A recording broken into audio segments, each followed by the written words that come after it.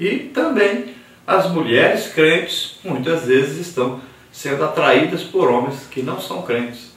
De repente, esse povo de Deus que foi chamado para ser separado do mundo, para combater o pecado, de repente vai ter que aceitar o pecado dentro da igreja, concordar com o pecado, pois o pecado é cometido dentro da sua própria casa, pelos seus próprios filhos.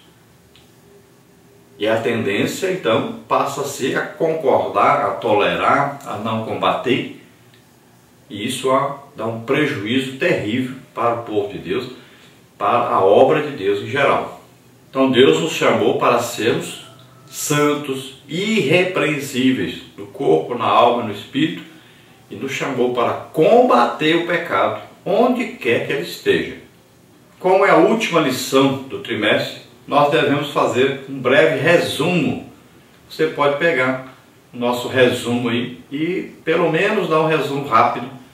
E a lição também deve ser comentada um pouco mais rápido, pegando apenas os pontos principais para que dê tempo de fazer tudo. Então, nós vamos passar então por um resumo do trimestre, bem rápido, depois nós estaremos comentando aí um resumo da lição. Vamos ver então. Para fazer o resumo da lição, o mais importante é usar então a lição número 1, que já traz aí um quadro com um resumo das lições. Você pode ver aí, está aí os profetas menores, profeta Oséias, Joel, Amós, Obadias, Jonas, Miqueias, Naum, Abacuque, Sofonias, Ageu, Zacarias e Malaquias. E nós temos aí o ano e reinado que cada um profetizou, e temos aí o propósito para o que Deus chamou esse profeta. Qual a principal mensagem desse profeta? Então nós vamos ver aí Oséias, o ano aí 793 a 753 a.C., e o propósito era levar Israel ao arrependimento de suas próprias iniquidades. O Joel, 835 a 830 a.C., exortar o povo a arrepender-se voltando humildemente ao Senhor. Amós, 760 a 755 a.C., disseminar a iminência do juízo divino sobre Israel e as nações em derredor. Obadias, cerca de 585 a.C., e o propósito era revelar a ira de Deus contra Edom. Jonas, 760 a.C., e o propósito era demonstrar a misericórdia divina pela pregação através do arrependimento. O Miqueias, 735 a 710 a.C., o propósito era advertir a nação sobre a queda de Jerusalém e Samaria como juízo de Deus. Naum, cerca de 630 a 620 a.C., o propósito era anunciar a iminente destruição da ímpia cidade de Nínive. Abacuque, cerca de 606 a.C., e o propósito era ajudar o remanescente fiel a compreender os caminhos de Deus no tocante à sua nação pecaminosa e à iminência do juízo divino. Sofonias, cerca de 630 a.C., e o propósito era advertir Judá e Jerusalém do iminente juízo de Deus. Ageu, 520 a.C., propósito de exortar o povo judeu na reedificação do templo. Zacarias, 520 a 470 a.C., era fortalecer os judeus quanto à vinda do Messias. E Malaquias, cerca de 430 a 420 a.C., que a proposta é confrontar os sacerdotes e o povo para arrependerem-se dos seus pecados. Nós tivemos aí na lição 1, então, a atualidade dos profetas menores, parte 1, sobre os profetas menores. Aí nós tivemos aí a autoridade, tópico 1, tópico 2, origem do termo. Depois, tópico 3, cânon e cenário dos 12. Depois nós tivemos aí na parte 2 a mensagem dos profetas menores, a procedência, a palavra dos profetas, como a luz que alumia em lugar escuro. Na parte 3 nós tivemos aí a inspiração divina dos profetas. Vimos aí a iniciativa divina, a inspiração dos profetas e vimos aí a autoridade dos profetas menores. Depois nós tivemos aí na lição de número 2, Oséias, a fidelidade do relacionamento com Deus. Na parte 1, o livro de Oséias. Aí tivemos contexto histórico, estrutura e mensagem. Depois nós tivemos na parte 2 o matrimônio, etimologia, simbolismo, a ordem divina para o casamento de Oséias. Na parte 3, a linguagem da reconciliação. Tópico 1, casamento restaurado. Tópico 2, o Vale de Acor e a Porta da Esperança. E tópico 3, a reconciliação. Parte 4, o banimento da idolatria em Israel. Tópico 1, meu marido e não meu Baal. Tivemos aí os significados, divindades dos cananeus. No tópico 2, o fim do baalismo. Na lição número 3, nós vimos aí Joel, o derramamento do Espírito Santo. Então nós tivemos aí na parte número 1, o livro de Joel no cânon sagrado. Tópico 1, contexto histórico. Tópico 2, posição de Joel no cânon sagrado. Tópico 3, estrutura e mensagem. Na parte 2, nós vimos aí a pessoa do Espírito Santo. Número 1, sua personalidade. Tópico 2, sua divindade. Tópico 3, como uma pessoa pode ser derramada. E tópico 4, linguagem metafórica. Na parte 3, nós vimos aí horizontes da promessa. Primeiro, ponto de partida. Segundo, comunicação divina. Na parte 4, o fim dos tempos. Sinais, etapas e resultado. Na lição número 4, nós vimos Amós, a justiça social, como parte da adoração. Na parte 1, vimos o livro de Amós, contexto histórico, vida pessoal, estrutura e mensagem, do tópico 3. Depois, na parte 2, nós vimos política e justiça social. Vimos aí tópico 1, mau governo, tópico 2, a justiça social, tópico 3, o pecado. Na parte 3, nós vimos aí injustiças sociais. Tópico 1, decadência social. Tópico 2, decadência moral. Tópico 3, decadência religiosa. E na parte 4, nós vimos a verdadeira adoração. Adoração sem conversão, os significados dos sacrifícios e os cânticos. Na lição número 5, nós vimos aí Obadias, o princípio da retribuição. Na parte 1, nós vimos a soberania de Deus. Então, tópico 1, conceito. Tópico 2, livre-arbítrio. Na parte 2, o livro de Obadias. Vimos aí o contexto histórico, estrutura e mensagem, posição no cânon. Na parte 3, nós vimos Edom, o profano. Então vimos aí a origem, o Deus soberano. E depois preparativos do assédio a Edom, tópico 3. E o tópico 4, o rebaixamento de Edom. E no último tópico dessa parte, o orgulho leva à ruína. Parte 4, a retribuição divina. Número 1, o princípio da retribuição. Número 2, o castigo de Edom. E número 3, Esaú e Jacó. Depois vimos na lição número 6, Jonas, a misericórdia divina. Na parte 1, nós vimos aí o livro de Jonas. Número 1, contexto histórico. Número 2, vida pessoal. Número 3, estrutura e mensagem. Na parte 2, o grande peixe. Número 1, baleia ou grande peixe. Número 2, interpretação. Depois vimos na parte 3, a misericórdia divina. Tópico 1, a conversão dos ninivitas. Tópico 2, o arrependimento de Deus. Tópico 3, explicação exegética. Na parte 4, nós vimos a justiça humana. Vimos aí tópico 1, descontentamento de Jonas. Tópico 2, Jonas esperava vingança. Tópico 3, compreendendo a misericórdia divina.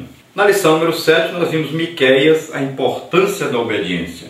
Número 1, nós vimos aí o livro de Miqueias. Tópico 1, contexto histórico. Tópico 2, estrutura e mensagem. Parte 2, obediência a Deus. O conceito bíblico de obediência, a desobediência das nações, a ira de Deus sobre o pecado. Na parte 3, nós vimos o ritual religioso, o rito levítico, o diálogo de Deus com o povo, sacrifício humano, número 3. Parte 4, o grande mandamento. Número 1, a vontade de Deus. Número 2, o sumário de toda a lei. Depois vimos a lição número 8, Naum, o limite da tolerância divina. Na parte 1, o livro de Naum, contexto histórico. Vimos aí a origem do profeta, período aceitável, Nínive. E número 2, vimos aí estrutura. Número 3, mensagem. Na parte número 2, nós vimos aí tolerância e vindicação. Vimos aí número 1, vingança. Número 2, longanimidade. Número 3, o poder de Deus. Parte 3 aí, o castigo dos inimigos. Número 1, quem são os inimigos? Número 2, o estilo de Naum. Número 3, reminiscências históricas. Número 4, a consolação de Judá. Na lição número 9, nós vimos aí Abacuque, a soberania divina sobre as nações. Vimos a parte 1, o livro de Abacuque, contexto histórico, vida pessoal, estrutura e mensagem. Na parte 2, nós vimos Abacuque e a situação do país. Número 1, o clamor de Abacuque. Tópico 2, a descrição do pecado. Tópico 3, o colapso da justiça nacional.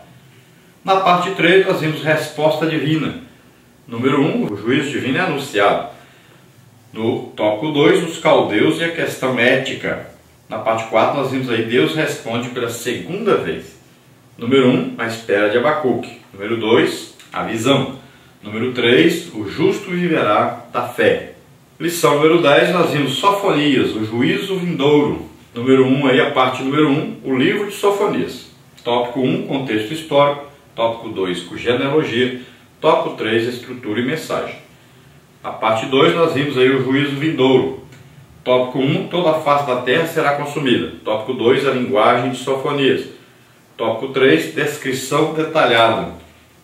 Na parte 3, nós vimos aí o objetivo do livro. Tópico 1, sincretismo dos sacerdotes. Tópico 2, sincretismo do povo. Tópico 3, o modismo do povo e a violência dos príncipes. Na parte 4, nós vimos aí o dia do Senhor. Tópico 1, significado bíblico. Tópico 2, o sacrifício e seus convidados. Na lição 11, estudamos Ageu, o compromisso do povo da aliança. Na parte 1, nós vimos o livro de Ageu. Tópico 1, contexto histórico. Vimos aí Cambises, o Artaxerxes, e vimos aí Dario e Staspes. Tópico 2, vimos a vida pessoal. Tópico 3, Zorobabel. Tópico 4, estrutura e mensagem.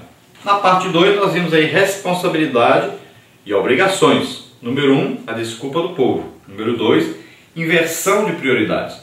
Número 3, um convite à reflexão. Parte 3, a exortação divina. Tópico 1, crise econômica. Tópico 2, a solução. Tópico 3, o segundo templo.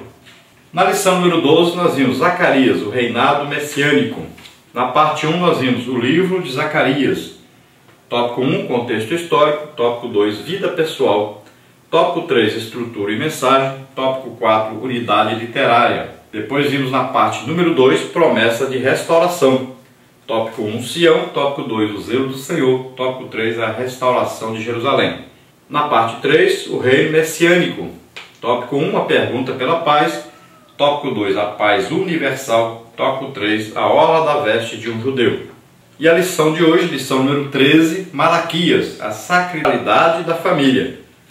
Então nós vamos ver aí na parte 1, o livro de Malaquias. Tópico 1, contexto histórico. Vamos ver o governador de Judá, a indiferença religiosa. No tópico 2, vida pessoal de Malaquias. Tópico 3, estrutura e mensagem. Na parte número 2, o jugo desigual. Vamos ver aí, número 1, a paternidade de Deus. Número 2, a deslealdade. Está aí como número 3 na lição, mas é número 2. E o tópico número 3, o casamento misto, que está aí como número 4 na lição. Vamos ver abominação e profanação. Na parte 3, Deus odeia o divórcio. Número 1, o relacionamento conjugal. Número 2, o compromisso do casamento. Número 3, a vontade de Deus. Este foi então o nosso trimestre, estudando dentro do tema então profetas menores. E nós vamos hoje então para a última lição, lição número 13. Nós vamos ver a nossa introdução, que diz o seguinte: no presente estudo, veremos que a mensagem de Malaquias enfoca a sacralidade no relacionamento com o Altíssimo e com a família.